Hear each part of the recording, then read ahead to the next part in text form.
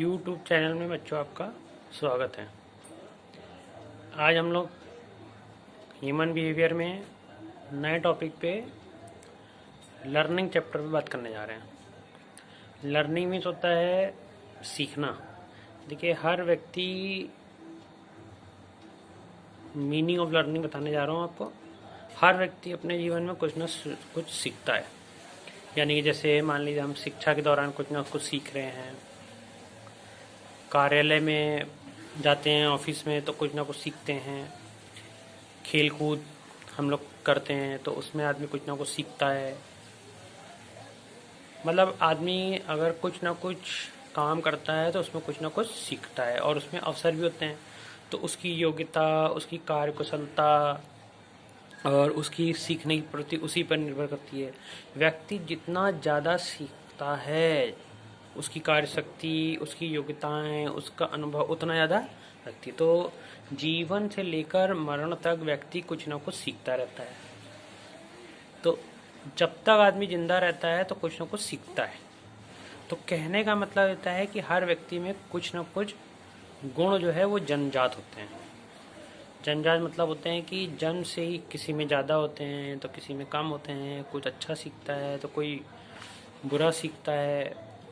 तो सीखना केवल व्यक्ति के अनुभव से नहीं होता है, बल्कि सीखने के लिए क्या होती है, अन्य व्यक्तियों की आवश्यकता भी होती है। तो सीखना हर व्यक्ति के जीवन में नहीं होता है, बल्कि उसने अपनी ज़िंदगी में क्या सीखा, उसे उसका क्या अनुभव हुआ। वह जैसे मान लीजिए कोई व्यक्ति काम करता है तो वो अपने जीवन में कुछ ना कुछ सीखता है तो उसका अनुभव भी करता है। तो ये होता है। अब होता है सीखने की विशेषताएं। देखिए, सीखने की विशेषताएं होती है सबसे पहले व्यवहार पर प्रभाव। देखिए, व्यक्ति ने कुछ सीखा, उसके सीखने से जो परिवर्तन आया तो उसका क्या प्रभाव पड़ा। तो कुछ अगर मतलब उसने सीखा है अपनी ज़िंदगी में तो वो आपका क्या हो सकता है, पॉजिटिव भी हो सकता है और निगेटिव भी हो सकता है। तो पॉजिटिव का मतलब ये होता है कि उसने अच्छा सीखा, और निगेटिव का मतलब होता है कि उसने भैया बुरा सीखा। तो हर व्यक्ति अपने जीवन में कुछ ना कुछ सीखता है। तो कोई अच्छा सीखता है तो कोई बुरा सीखता है। तो ये तो विशेषता का पहला पॉइंट हो गया। दूसरा पॉइंट, अब हम जब बात करते हैं स्थायी परिणाम, यानी कि सीखने का परिणाम स्थायी होता है।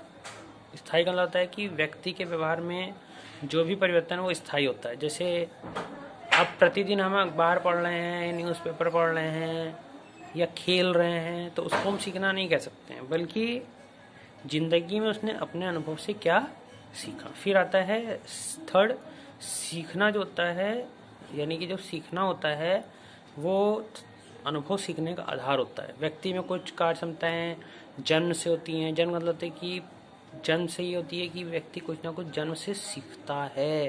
यानी कि जैसे आप हमारे पास पढ़ने आते हैं, हम अध्यापक हैं, तो आप हमसे कुछ ना कुछ सीखेंगे नहीं सीखेंगे, या हम कहीं पे गए तो हमने अपने टीचर से सीखा तो उसका अनुभव किया कि हाँ हमारे टीचर ने हमको सिखाया तो हम उससे सीखा। फोर्थ है, सीखना देखा नहीं जा सकता है। सीखना आप देख सकते हो, बताओ, बल्कि हमने कहा ये बंदा काम कर रहा है तो परिवर्तन देखकर उसको सीखना कहते हैं। जो व्यक्ति परिवर्तन देखकर सीखता है उसको सीखना कहते हैं। अगला नेक्स्ट पॉइंट है कभी ना रुकने वाली प्रक्रिया। सीखना कभी भी रुकता नहीं है। एक बूढ़ा भी जो है सीखता है, एक बच्चा भी सीखता है, तो उसको सीखने से कुछ ना कुछ क्या होते हैं, लाभ प्राप्त होते हैं। फिर आता है अभ्यास। नेक्स्ट पॉइंट है अभ्यास, पुनरावृत्ति, यानी कि कहते हैं ना नेसेसरी। जितना ज़्यादा आप सीखोगे उतना ज़्यादा ज़िंदगी में आप सफल होगे, उतना ज़्यादा आप तरक्की करोगे, उतना ज़्यादा आगे बढ़ोगे। तो लगातार अभ्यास करने से सीखना कहते हैं। जैसे एग्जांपल हम लेते हैं, कंप्यूटर की बात कर लेते हैं हम लोग। तो जैसे कंप्यूटर है, आदमी सीख लेता है तो जितना ज़्यादा प्रैक्टिस उतना ज़्यादा वो आगे बढ़ता जाता है, उसकी स्पीड बढ़ती जाती है। लेकिन अगर वो छोड़ देता तो भूल जाता है। फिर अगला पॉइंट है सीखने की प्रक्रिया को प्रारंभ करने वाले तत्व।